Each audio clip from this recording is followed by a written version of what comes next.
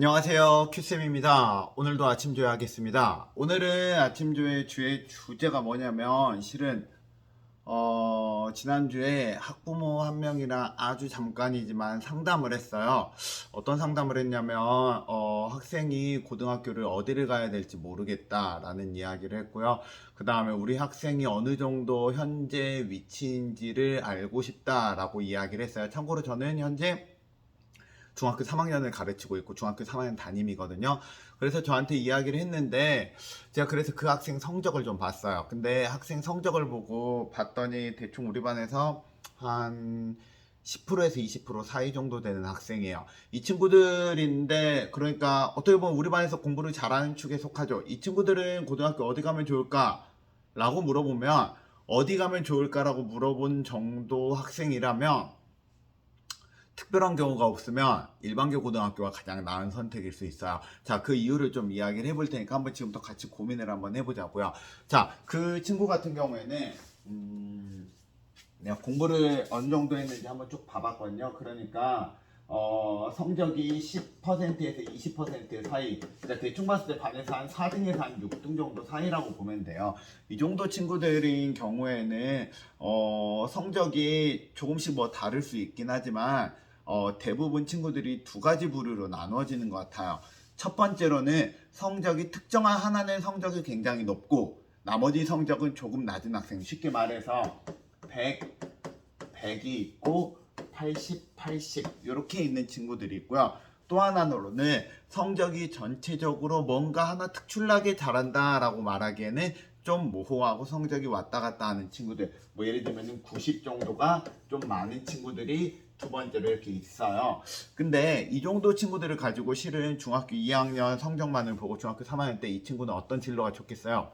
말하기가 진짜 어려워요. 진짜 어려워요. 왜 어렵냐면은 일단은 여러 가지를 말할 수 있지만 첫 번째로는 너무 데이터가 적어요. 중학교 2학년 딱 1년간의 공부한 것만 가지고 이 친구가 어디에 재능이 있다 보기는 쉽지 않을 수 있어요. 왜냐면 우리가 초등학교 때 시험 봐본 적 없고 중학교 때 올라와서 그것도 중학교 2학년 때만 시험 봐본 거니까.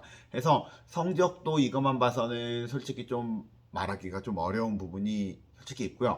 두 번째로는 그걸 떠나서 애 성적을 봤을 때 이런 아이들이면은 특히 이렇게 무언가 특정한 게 100점이고 이 두 개가 과목이 좀 연계되는 과목이다. 예를 들면 수학과 과학이다. 아니면 국어랑 영어다. 이런 식으로 좀 연계가 되어 있는 친구들 같은 경우에는 그나마 좀 진학을 이쪽 방향으로 보면 어떨까요? 라고 말하는데요. 그런 것조차 없다. 그래서 전체적으로 이런 느낌이다. 라는 친구들은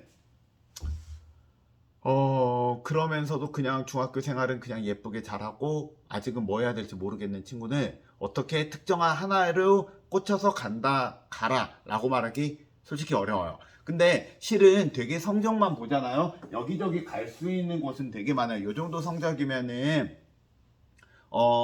학생들에 따라 다르지만 외고를 가는 친구들도 있고요. 심지어 요 정도 성적에 국제고를 가는 친구들도 있어요. 그 다음에 외고가 아니더라도 자사고들 중에서도 자사고도 보면 자사고가 이렇게 말하면 좀 그래요. 근데 좀 급이 좀 있어요. 자사고에서도 사람들이 굉장히 선호하거나 굉장히 피 튀기는 자사고, 서울역 이외의 자사고, 뭐 하나고라든지 뭐 상산고 같은데 그런 데를 쓰는 애들도 가끔 나오고요. 그런 데가 아니더라도 그 밖에 이제 기타 사람들이 선호하는 자사고 같은 경우에는 대부분 갈 수 있는 편이에요. 그런데 그런 데를 가서 얘가 뭔가 잘 될 거냐, 자사고를 가면 좋겠느냐라는 거 보려면은 이것만 보는 게 아니라 또 여러 가지로 볼 수 있단 말이에요. 예를 들면 회장 경험 같은 거 많이 있는지, 그래서 얘가 리더십 경험이 많이 있는지 그런 것도 확인을 해봐야 되고, 그 다음에 그거 이외에도 제가 굉장히 많이 주장하는 것 중에 하나가 바로 뭐냐면 학생의 성향도 좀 봐야 될 것 같아요. 학생의 성향을 봤을 때 학생의 성향은 대부분 한 두 가지 정도, 원래 이거 크게 나눈 거예요. 세세하게 나누지 않고 크게 두 가지 정도로 보통 나누는데, 하나는 뭐냐면은 남들이 공부를 하는 분위기일 때 내가 공부를 더 하는 친구가 있고요. 또 하나, 남들이 공부를 하든 안 하든 상관없이 나는 꾸준히 내 페이스대로 공부하는 친구들이 있어요. 이거를 제가 예전 유튜브에서도 찍었는데 장독립적, 장의존적이라고 이야기하는 성향이에요. 장의존적인 학생들, 그러니까 주변에서 무언가 공부를 하면은 나도 같이 승부욕이 들어가지고 불붙어서 공부하는 친구들 같은 경우에는 학습 분위기 조성이 굉장히 좀 중요하다 생각을 해요. 그런 친구들 같은 경우에는 어떻게 해서든 공부 안 하는 학생들을 최대한 배제하고 공부 잘하는 학생들 근처에서 공부를 시키는 게 훨씬 더 학생의 성적을 확 향상을 시킬 수 있고, 기왕이면은 그런 곳으로 이사를 가는 것도 추천해 볼 만해요. 그런데 장독립적인 학생들, 예를 들면 그런 애들이 있단 말이야. 평상시 친구들과 대화하고 노는 거 아무 상관없어. 하지만 내가 지금 숙제를 해야 돼. 그러면 친구들 놀아라 하고 나 혼자 공부해. 특히 가장 이게 많이 보이는 게 점심시간이나 종례 시간에. 그래서 진짜로 숙제 같은 거나 아니면 공부 같은 걸 정말로 많이 해야 되겠다 싶잖아. 어떤 친구는 아침 조회 시간에 일부러 아침 조회 시간에 읽는 책들 갖고 있는 친구들도 있고요. 아침 조회나 종례 때 그때 그 시간에 짬짬이를 이용해가지고 수학 문제를 푸는 친구들이 있어요.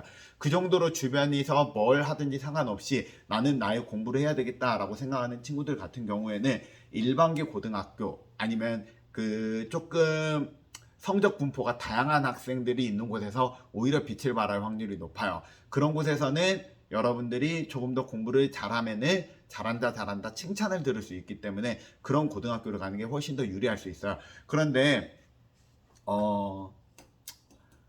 제가 어쨌든 중학교 3학년 담임도 여러 번 해봤고 여러 가지 지금까지 친구들이랑 상담을 해봤는데 요새 드는 생각은 그래요. 특정한 하나의 직업을 가지고 여러분들 이 직업을 가세요. 이런 직업이 너한테 맞아요. 그러니까 넌 이 고등학교를 가세요라고 말하는 게 실은 굉장히 어려운 부분이 좀 많이 있다고 생각을 해요. 제가 지난번에도 언뜻 이야기했을 수 있는데 학생의 재능이라는 것도 나라는 사람도 재능이 한 가지가 아니었을 수 있잖아. 뭐 예를 들면 나는 재능이 뭐 요리를 잘할 수도 있고 아니면은 가르치는 재능이 있을 수 있고 운동에도 재능이 있을 수 있고 음악에도 재능이 있을 수 있잖아. 그 중에 나는 가르치는 재능을 이용해서 직업을 가졌는데 이런 사람마다 재능이 하나가 특출나게 높은 게 아니라 다양한 재능을 본인이 갖고 있을 확률도 첫 번째 있고요. 또 하나 이 내가 가르치는 재능이 있다라고 해도 있잖아. 이 가르치는 거를 온라인에서 가르치는 온라인 강사가 될 수도 있고요. 아니면 학원 강사가 될 수도 있고 과외를 할 수도 있고요. 교사가 되는 것도 사립학교 교사가 될 수도 있고 공립학교 교사가 될 수도 있어요. 아니면 외국으로 나가가지고 외국에서 뭐 한국인 학교라든지 그런 데 가가지고 교사를 하는 방법도 있단 말이에요. 그러니까 근데 어떤 게 더 좋은가에 대해서는 여러분들이 직업에 대해서 공부를 할 때는 저는 반드시 직업과 시대적인 상황을 같이 공부를 해봐야 된다고 생각을 해요. 그 두 가지를 같이 공부해 봤을 때 현재 시대적인 상황이 무엇을 조금 더 많이 보고 있는가에 대해서 같이 고민이 들어가야지 좋을 것 같아요. 뭐 하나의 뭐 예시로 하나 들자면 가장 많이 예시를 듣는 게 뭐냐면 내가 글 쓰는 걸 잘해요. 글 쓰는 걸 잘하면 아마 나중에 커서 무엇이 되고 싶니? 라고 하면 작가가 되고 싶어요 라고 말하면 그럼 어떤 작가? 라고 말해보면 가장 쉽게 생각할 수 있는 게 책을 쓰는 작가잖아요. 근데 책을 쓰는 작가가 아니라고 해도요 웹소설 작가도 될 수 있어요. 아니면은 드라마 시나리오 작가가 돼가지고 뭐 우리나라 스튜디오 드래곤이나 그런 데 들어가는 방법도 있어요. 아니면은 예능 작가가 될 수도 있어요. 예능 작가가 돼가지고 KBS나 그런 데 작가로 들어갈 수도 있어요. 아니면 요새는 유튜버 같은 경우에는 유튜버가 굉장히 커지고 나잖아. 유튜버가 자기 유튜브 패밀리를 만들어요. 해가지고 거기에 뭐 카메라도 하고 영상 편집도 놔두고 거기에도 작가를 넣는 경우도 있어요. 그러니까 하나의 재능을 갖고도 여러 가지 길이 있을 수 있단 말이에요. 그럴 때 현재 시대에서 어떤 직업을 원하는지에 대해서 공부를 같이 들어가야지 네가 나중에 어쨌든 우리가 지금 진로를 선택을 지금 고민을 하고 10년 뒤에 직업을 가지고 그 직업을 가지고 30년에서 40년 정도 여러분들이 그 직업으로 먹고 살고 싶다는 거잖아. 그러기 위해서는 시대적으로 어떤 시대가 변화하는지에 대해서 같이 고민을 해봐야 되지 않을까라는 생각을 해요. 왜냐하면 내가 어렸을 때 내가 중학교 때만 해도 아이폰 없었거든. 갤럭시 폰 없었거든. 그때 삼성전자가 지금 삼성전자보다 굉장히 뭐라 해야 될까?